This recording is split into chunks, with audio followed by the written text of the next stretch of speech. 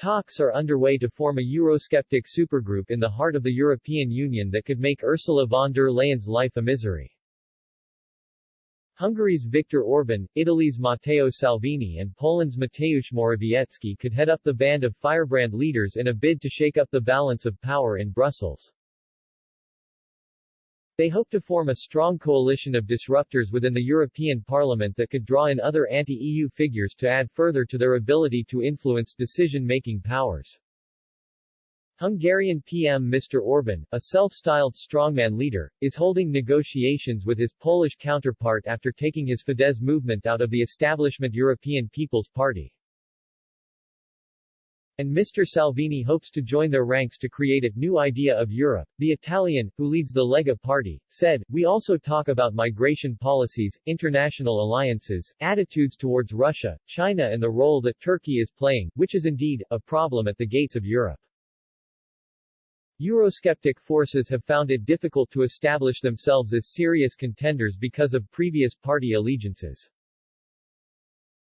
Poland's ruling Law and Justice are members of the right-wing European Conservative and Reformist bloc, while Lega currently lead the Identity and Democracy group of anti-Brussels politicians.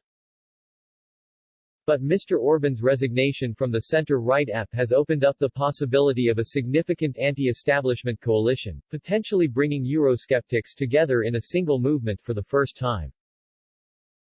Daniel Hegedus, a fellow for Central Europe at the German Marshall Fund, told the FT, "Orban is alone out in the cold and needs a new political home." Salvini would like to be seen as a mover and shaker at European level. The trio will hold talks in Poland today to discuss the possible coalition, starting with a new group in the EU Parliament. Jacek Saryusz-Wolski, a senior Polish MEP from PIS, said the get-together would likely open the process of joining forces.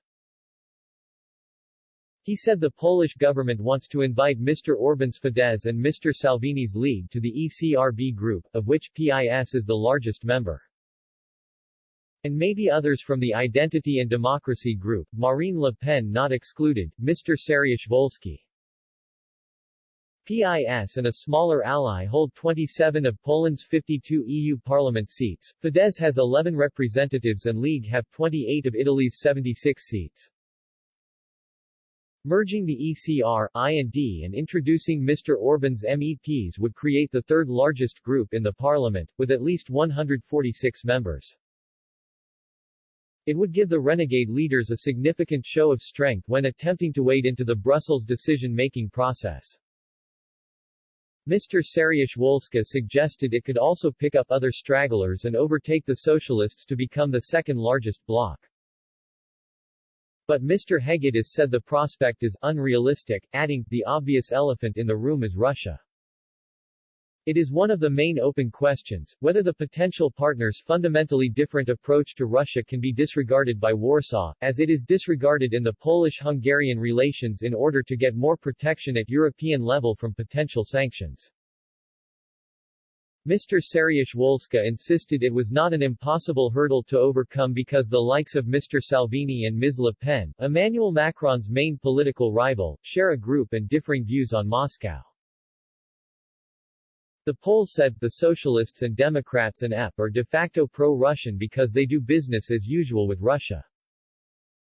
Salvini and Le Pen talk pro-Russian, the others act pro-Russian. Both mainstream parties are 1,000 times more pro-Russian than Le Pen. So it's a question of aesthetics. But it's not a question of political impossibility. Quote,